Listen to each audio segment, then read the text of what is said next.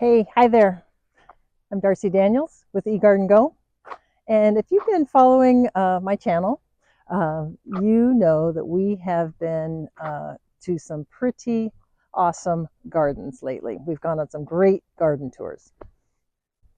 Those tours are fun, and I truly hope that you have found them inspiring.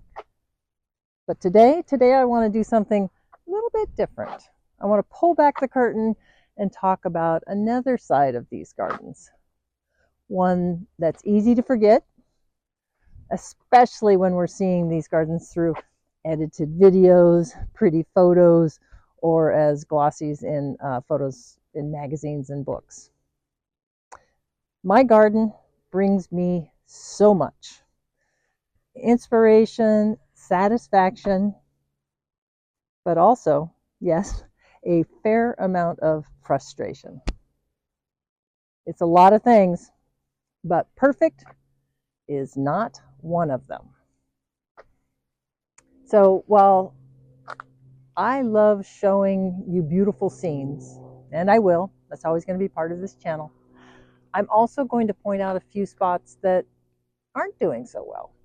I think it's important to, keep it real and share both the practical as well as the imperfect side of gardens.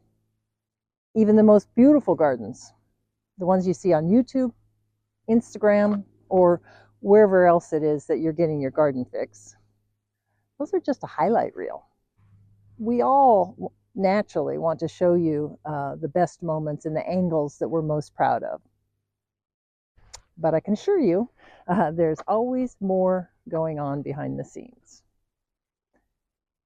And that doesn't mean that these gardens aren't wonderful or that they don't bring real joy, because they do. It just means that perfection is elusive for all of us. I love my garden. I love being out here with my hands in the dirt and working in the garden. But like anyone, I sometimes get frustrated. I get disappointed when things don't develop as I'd hoped, or when planting schemes flop. They die or they just don't thrive.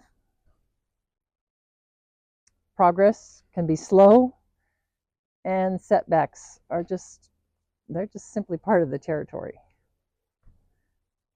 Even so, I can always find it pretty easy that if I step back and I look at that bigger picture, it's pretty easy to find something that I feel good about. There's almost always an angle that inspires, but hand in hand with that, when I zoom in, when I look up close, I can always show you something that isn't going so well. There's always a patch that's looking tired, out of place, slug eaten, bug eaten, or just plain unhappy, especially in the dog days of summer. And really, appreciating your garden in all of its phases, the good, the bad, the ugly, and the in-between, it's just part of the process. I'm always assessing, but I do try to be constructive and forward-thinking. I'm constantly asking, what's working? What do I need to change? That's how my garden evolves and how it improves. I mean, there are plants I'd love to grow here. And believe me, I've tried a lot. Some just fail to get going, or they limp along and never look quite right. But I keep experimenting, keep trying to pay attention to what's truly working. I try not to fight my site conditions. Sometimes I'll admit I'm a bit stubborn or a slow learner, and I'll try the same plant a few times, hoping this time it's going to be different. But honestly, that's part of the fun. Experimenting, even when it leads to disappointment, that's how I learn. And I'm comfortable with that. Over the years, I've worked with plenty of clients and talked with other gardeners who feel they feel discouraged when something doesn't work out, when they fail.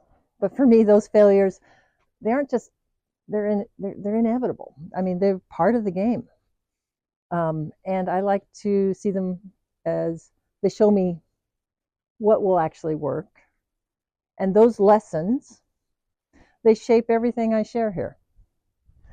And part of my goal with this channel is to be open about those missteps and the lessons learned, so that maybe you don't have to repeat them, or at the very least, you're going to feel less alone when you hit a bump in the road as you do your own garden making. Your conditions and your preferences, they're going to be unique. And you're going to have your own triumphs and your own setbacks.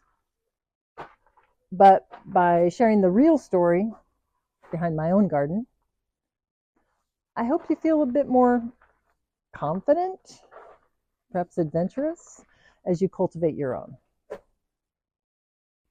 My garden is truly my living laboratory.